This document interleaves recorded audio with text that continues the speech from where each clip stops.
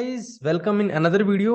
और आज की वीडियो में यार हम सीखेंगे रिएक्ट राउटिंग के बारे में। हम शुरू से पढ़ेंगे कि रिएक्ट राउटिंग होती क्या है, हमें इसकी रिक्वायरमेंट क्या है और हम इसको कैसे इंप्लीमेंट कर सकते हैं। मैंने आपके लिए एक प्रोजेक्ट सेटअप किया है जिसमें मैंने कंपोनेंट्स का फोल्डर बनाया है। इस फोल्डर के अंदर हमारे पास तीन कंपोनेंट है, कॉन्टैक्ट, होम, अबाउट। और इन तीनों कंपोनेंट को मैंने इंपोर्ट कर लिया है। अगर मैं आपको दिखाऊं जो हमारा होम कंपोनेंट है यार, तो होम कंपोनेंट में एक हेडिंग है, एक इमेज है और एक सिंपल अनदर हेडिंग है। अब अगर मैं आपको यहीं पे अबाउट कंपोनेंट दिखाऊं तो उसमें हमारे पास एक हेडिंग है, एक इमेज है और सिंपल सा एक टेक्स्ट है। और अगर मैं आपको कॉन्टैक्ट का कंपोनेंट दिखाऊं यार, तो हमारे पास एक इमेज है और सिंपल टेक्स्ट है। अभी क्या हो रहा है यार, ये मेरी यूआरएल है। आप इस यूआरएल पे आओगे तो आपको कंपोनेंट दिखेगा। लेट सपोज मैं बोल देता हूं कि आपको होम भी दिखेगा और आपको अबाउट भी दिखेगा, एज वेल एज आपको कॉन्टैक्ट कंपोनेंट भी दिख रहा है। तो आपको तीनों की तीनों दिख रहे हैं।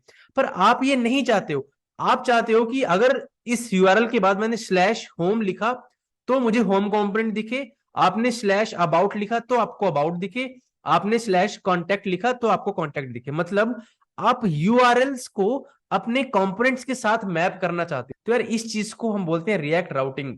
रिएक्ट राउटिंग फीचर का यूज करने के लिए आपको एक पैकेज इंस्टॉल करना पड़ेगा। So npm install react hyphen router hyphen DOM. तो चलिए हम इस पैकेज को इंस्टॉल कर लेते हैं। और ये पैकेज हमें इनेबल करता है कि हम यूआरएल्स को कंपोनेंट्स के साथ मैप कर पाए। रिएक्ट राउटर को सेटअप करने के लिए आपको सिर्फ तीन स्टेप्स को फॉलो करना है। सबसे पहला स्टेप ये है कि मुझे अपने पूरे के पूरे ऐप को इनेबल करना है ताकि वो मेरे राउटिंग की फैसिलिटीज को यूज कर सके। तो आपको आपकी सबसे मेन फाइल पे जाना है, दैट इज main.jsx। और यहां से आपको इंपोर्ट करना है something from React router DOM. और आपको इंपोर्ट करना है ब्राउजर राउटर। ये एक ऐसा कंपोनेंट होता है जो कि आपके ऐप को अलाउ करेगा राउटिंग फीचर्स को यूज करने के लिए। तो भाई ये मेरा ऐप है और अपने ऐप को मैं इस ब्राउजर राउटर के अंदर इनक्लोज कर दूंगा। तो ब्राउजर राउटर यहां पे ओपन हुआ और यहां पे क्लोज हुआ। अब मेरा app browser router means routing के सारे फीचर्स को यूज कर सकता है। तो ठीक है, हमने जो पहला स्टेप है उसको अचीव कर लिया। तो चलिए अब ऐप फाइल में मैं चाहता हूं कि मुझे तीनों के तीनों कंपोनेंट ऐसे नहीं देखने यार, मैं इनके लिए कुछ राउट्स बनाऊंगा। तो राउट्स को बनाने के लिए आपको इंपोर्ट करना है something from React router DOM. और मैं किस कंपोनेंट को इंपोर्ट करूंगा? राउट। क्यों? क्योंकि मैं राउट बनाना चाहता हूं। देखो ROUT, रूट। तो चलिए इसको आपको ऐसे ओपन करना है और ये सेल्फ क्लोजिंग होता है। मुझे कितने बनाने हैं? मुझे तीन बनाने हैं, एक, दो, तीन। अब आपको इसमें दो चीजें इसको देनी पड़ती हैं प्रॉप्स में। सबसे पहला कि इस राउट का जो पाथ है वो क्या है। पहला पाथ है स्लैश होम। दूसरे राउट का क्या पाथ है? दूसरे राउट का पाथ है स्लैश कॉन्टैक्ट। और तीसरे राउट का पाथ क्या है? तीसरे राउट का पाथ है स्लैश अबाउट। हमने तीन राउट बना दिए। पर हमें इसको यह भी बताना पड़ेगा यार कि अगर आप स्लैश होम पे जा रहे हो तो आपको किस कंपोनेंट को दिखाना है। अगर राउट स्लैश कॉन्टैक्ट है तो क्या कंपोनेंट होगा? तो आपको यहां पे सेकंड प्रॉप में देना है एलिमेंट।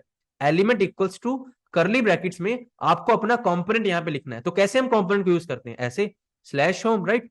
तो मैं क्या चाहता हूं कि कोई भी बंदा स्लैश होम पे आए तो उसको स्लैश होम कंपोनेंट मिले। कोई भी बंदा अगर स्लैश कॉन्टैक्ट पे आए तो आप कौन सा कंपोनेंट दिखाना चाहते हो? तो यार हम कंपोनेंट दिखाना चाहते हैं अपना कॉन्टैक्ट वाला, तो आप उसको यहां पे ऐसे यूज कर लो। अगर कोई भी बंदा हमारा स्लैश अबाउट पे आए तो हम कौन सा कंपोनेंट दिखाना चाहते हैं? तो हम दिखाना चाहते हैं अबाउट कंपोनेंट। तो देखिए हमने मैपिंग कर दी है। तो देखिए हमने अब इन यूआरएल्स की इन कंपोनेंट्स के साथ मैपिंग कर दिया है। तो अगर मैं आपको स्टेप्स दिखाऊं तो पहला स्टेप हमारा कंप्लीट हो गया है।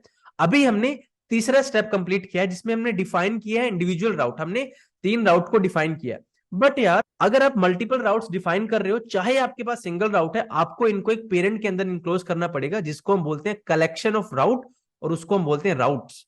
तो ये भी देखो हमको इंपोर्ट करना पड़ेगा। तो आपको जो राउट्स है वो रिएक्ट राउटर डॉम से इंपोर्ट करना है। और जितने भी आपके राउट है ना उनको आप इसके अंदर इंक्लोज कर दो। तो देखो ये जो राउट्स होता है ये कलेक्शन ऑफ मल्टीपल राउट होता है। तो हमारे पास तीन राउट है, तो इन तीनों को हमको एक पेरेंट में इंक्लोज करना पड़ेगा जिसको हम बोलते हैं राउट्स। तो अब देखिए मैं वेबसाइट पे आ रहा हूं तो मुझे कुछ भी नहीं दिख रहा। ऐसा क्यों?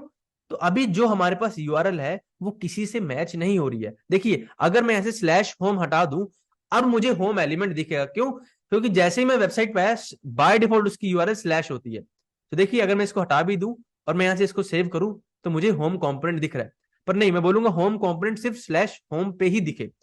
तो अब अगर मैं यहां पे लिखूं स्लैश होम तो देखिए मुझे होम कंपोनेंट दिख रहा है। अब अगर मैं लिखूं स्लैश कॉन्टैक्ट तो मुझे कॉन्टैक्ट दिख रहा है। अब मैं लिखूं स्लैश अबाउट तो मुझे अबाउट दिख रहा है। तो देखिए हो क्या रहा है, अभी भी हमारे पास सिंगल पेज एप्लीकेशन ही है यार, पर जैसे ही आप यूआरएल पे आए और आपने लिखा स्लैश होम, तो स्लैश होम राउट पे हम होम कंपोनेंट को दिखा रहे हैं।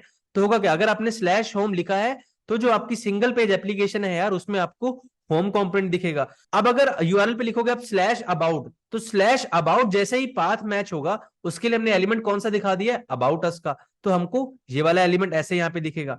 अगर आपने स्लैश कॉन्टैक्ट दिखा है तो सिमिलरली आपके पास जो सिंगल पेज एप्लीकेशन है यार, जैसे ही कोई उस पर स्लैश कॉन्टैक्ट लिखेगा तो वो जो यूआरएल का पाथ है वो इस पाथ से मैच हो जाएगा, तो आपको ऐसे कॉन्टैक्ट का कंपोनेंट यहाँ पे दिखेगा। तो बेसिकली राउटिंग कुछ नहीं होता यार, राउटिंग देखो नाम से क्लियर है, जो यूआरएल्स होती हैं यूआरएल्स की हम मैपिंग कर देते हैं कंपोनेंट से। जैसे अभी जैसे आप स्लैश होम पे आओगे तो आपको होम कंपोनेंट दिखेगा।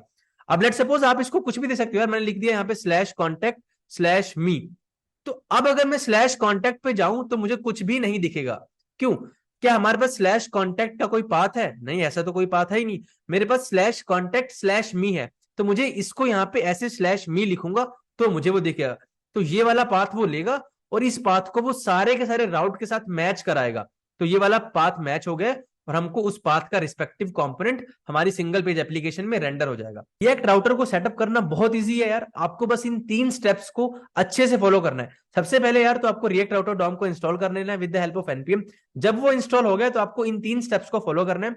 सबसे पहला step, enclose the whole app in the browser router, तो आपका जो कंप्लीट ऐप है उसको आपको ब्राउजर राउटर कंपोनेंट के अंदर इनक्लोज करना है, ताकि आप अपने ऐप के अंदर इन राउटिंग फीचर्स का यूज कर पाओ।